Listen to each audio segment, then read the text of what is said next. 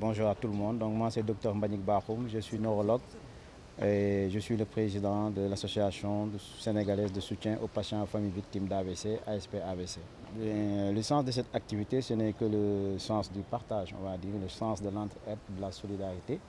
Donc, nous sommes une association qui aide les patients, comme son nom l'indique, et nous sommes à la recherche de partenaires et des gens de bonne volonté qui veulent nous accompagner, aider ces patients et nous savons qu'il n'en manque pas.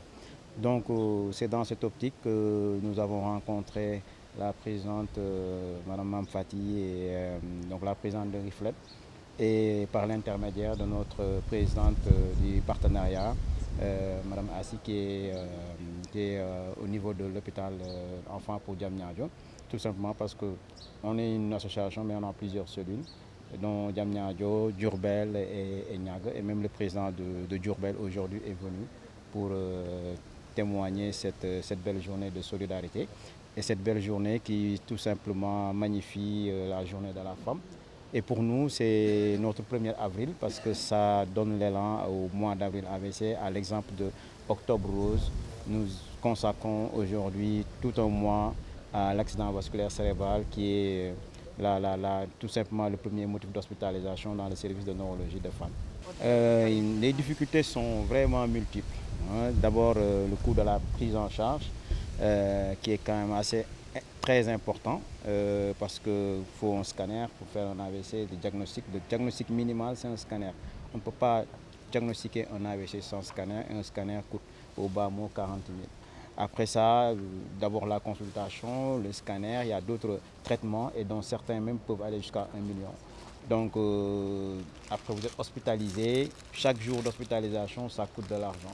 Donc c'est au minimum une hospitalisation d'AVC, c'est 300 à 700 000, voire 1 million plus en fonction de la gravité de la maladie. Et c'est des patients qui malheureusement parfois traînent des séquelles parce qu'après l'accident vasculaire cérébral, ils perdent l'usage de leurs mains, ils perdent l'usage de leurs paroles.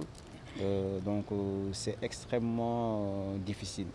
Et quand ils sont à l'hôpital, ils ont besoin qu'on les accompagne, ils ont besoin de couches. Parfois, ils ne peuvent pas manger eux-mêmes et on est obligé de leur mettre ce qu'on appelle une sonde nasogastrique. Et c'est justement l'importance, par exemple, de ces farines enrichies.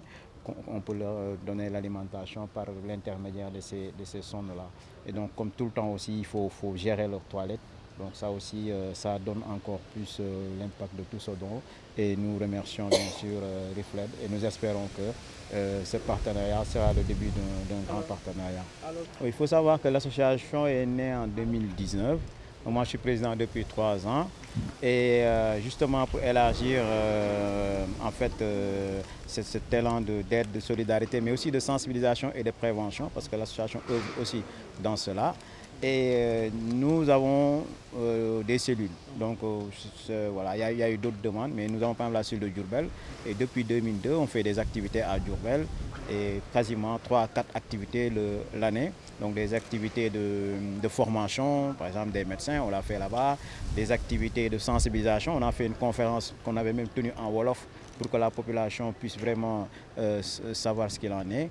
Donc on espère aussi faire d'autres cellules. On est en train de retravailler notre statut pour voir si voilà, les cellules qu'on essaie de les diviser en cellules départementales avec des sections au niveau des quartiers ou des communes pour être vraiment très proche de la population parce qu'en réalité c'est une action communautaire.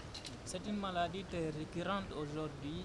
Quelles sont les manifestations ou le taux de prévalence au niveau national? Oui, les taux de prévalence, c'est toujours un problème au Sénégal. J'imagine que vous le savez, c'est qu'on a des réels problèmes de données et de chiffres.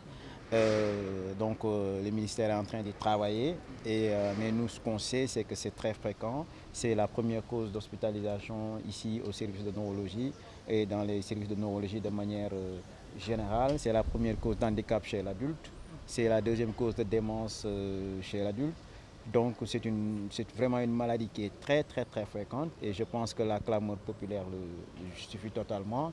Il n'y a pas un Sénégalais qui ne sache pas ou qui ne connaisse pas plutôt un membre, un ami qui souffre le fait de cette maladie. Donc c'est une maladie de santé publique, c'est clair, dans la fréquence, dans l'urgence.